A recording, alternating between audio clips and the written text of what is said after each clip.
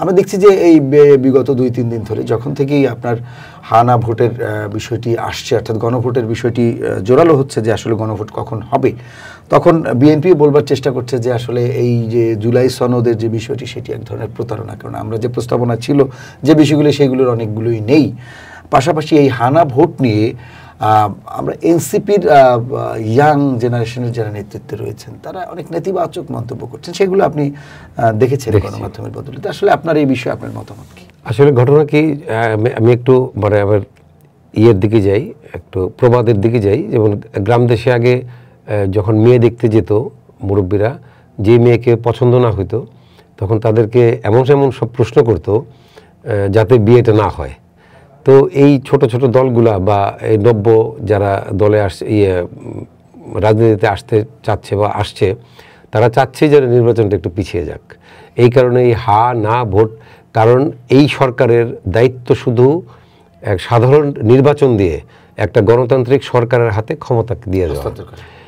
অতএব তারা এই কাজটা কিন্তু করতেছে অন্তর্বর্তীকালীন সরকার, কিন্তু তারা চাচ্ছে যে এই অন্তর্বর্তীকালীন সরকারই আরও মানে দীর্ঘায়িত হোক এই সরকারের শাসনকাল, যাতে তারা এখন যে ক্ষমতা, অতিরিক্ত ক্ষমতা ভোগ করতেছে বাইরে থেকেও, সেই ক্ষমতাগুলো যেন আরও দীর্ঘায়িত হয়।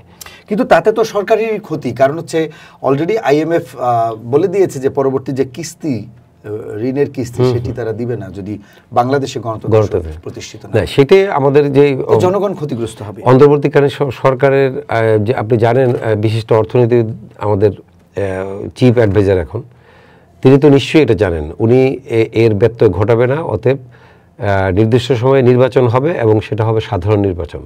যদি গণভোটের কোনো প্রয়োজন পড়ে তাহলে সেটা সেই সরকার এসে সেটাকে দেখবে না। কেন আমরা ম্যান্ডেটে তো এটা আনতে পারি, কিংবা প্রত্যেক দলই ম্যান্ডেটে এটা আনবে যে আসলে জুলাই সনদ বাস্তবায়ন হবে কিনা বা জুলাই সনদে কী কী থাকবে, সেটি যদি আপনি ইশতেহারে নিয়ে আসেন এবং জনগণ রায়ের মাধ্যমেই তো সেই মতামত প্রতিফলিত হবে। সেই যারা তাদের ইশতেহারে নিয়ে আসবে, সাধারণ নির্বাচনে ইশতেহারটা নিয়ে আসা মানেই হলো সে এই প্রক্রিয়ার সাথে অঙ্গাঙ্গিভাবে জড়িত। অতএব স্পেশালি কোনো আর সে হা বা না ভোটে যাওয়ার আমি প্রয়োজন মনে করি না। যদি কোনো দল এই জুলাই সনদকে উপেক্ষা করে, তখন জনগণই ভাববে যে তাকে আমি আর ভোট দেব না। হ্যাঁ, সেই ক্ষেত্রে আমার এই হানা ভোটের আসলে আমি কোনো প্রয়োজনই মনে করি না।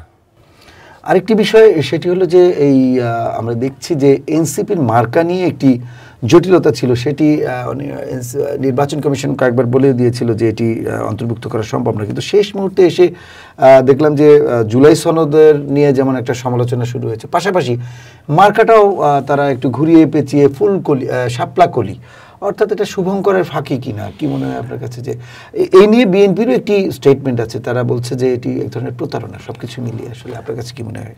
আসলে কি, জাতীয় ফুল, জাতীয় ফল, এগুলো নিয়ে যেটা আমাদের দেশের যেগুলো প্রতীক আর কি, এগুলো নিয়ে এই ছিনিমিনি খেলাটা আসলে একদমই পছন্দ করি না। সেটা ফুল মানে কলি দেখ আর ফুটন্ত সাপ্লাই দেখ, এটা আসলে রাখাটাই ঠিক হয়নি। তো আমি যে এটা মানে বলতে চাচ্ছি সেটা হলো যে এটা ওই বাচ্চারা কাঁদলে আমরা চকলেট দিই না, সেই চকলেটের মতো হতে পারে।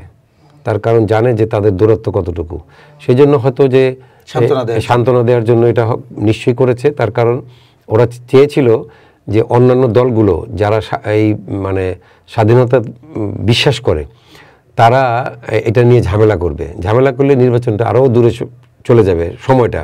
এই কালখবরের জন্য এটা করেছে, কিন্তু এটা আসলে এক ধরনের প্রতারণা। বিএনপি যেটা বলেছে ঠিক বলেছে, তবে নির্বাচন কমিশনের এটা তাদের এই অযৌক্তিক দাবিটা মেনে নেওয়া ঠিক হয়নি। তাহলে সেই নির্বাচন কমিশন বা সেই সরকারের অধীনে আসলে নির্বাচনটা আসলে আশঙ্কাজনক। এখন তারা চাচ্ছে কি, বৃহত্তর স্বার্থে ছোটোখাটো স্বার্থটাকে ত্যাগ করেছে। তাদের এখন মূল লক্ষ্য হলো সময় মতো নির্বাচন করা, এটা যেন কোনোভাবেই বিলম্বিত না হয়। যে কোনোভাবেই ইউনূস সরকারের উপর আস্থা রাখতে চায় বিএনপি, এবং নির্বাচন কমিশনও সেভাবে ঠিক এগুচ্ছে যাতে সুষ্ঠু একটা নির্বাচনের দিকে আমরা যে রোডম্যাপ দিয়েছি সেই রোডম্যাপ মতো যেন নির্বাচনটা শেষ হয়।